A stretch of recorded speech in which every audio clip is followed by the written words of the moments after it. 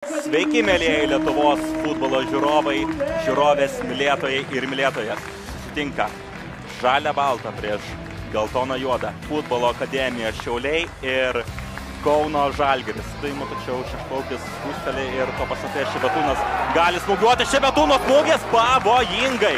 Dalyvauti šiame renginė. Romanovskio perdavimas link Šebetūno ir ukrainietis kažką sugalvos. Tai taip smūgiuoja.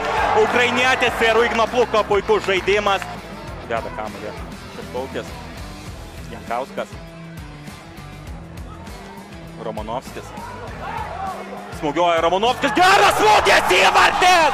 Koks įvartis! Kažkas neįtikėtino! Kažkas fenomenalaus! 13 numeris Danielis Romanovskis.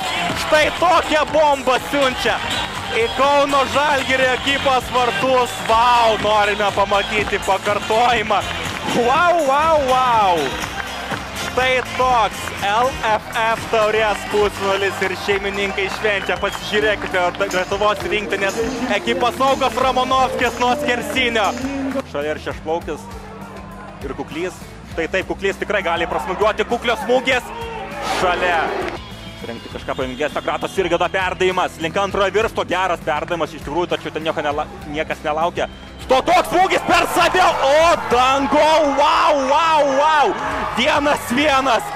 Vau! Per save. Šiandien įvarčiai yra kažkas fantastikos. Šiandien įvarčiai yra kažkas nuostabaus. Danieliaus Romanovskio smūgis pirmajame kėlinyje. Pražanga. Romanovskis perdo kamuolį. Ir vėlgi Šebetūnas kuom atsako. Urbys 1-1. Dapkus prieš Urbį, kuris laimės. Urbys smūgiuoja. Džiulio, o suklysti tikrai niekam nesinori. Štai toks perdavimas. Ir koks rikošėtas. Ir turi būti smūgis, kadangi baigėsi laikas. Urbio perdavimas, štai taip. Micevičiaus smūgis.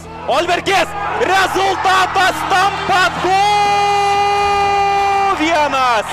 Sigitas Olbergis paskutinėje pirmojo pratęsimo laiko minutę.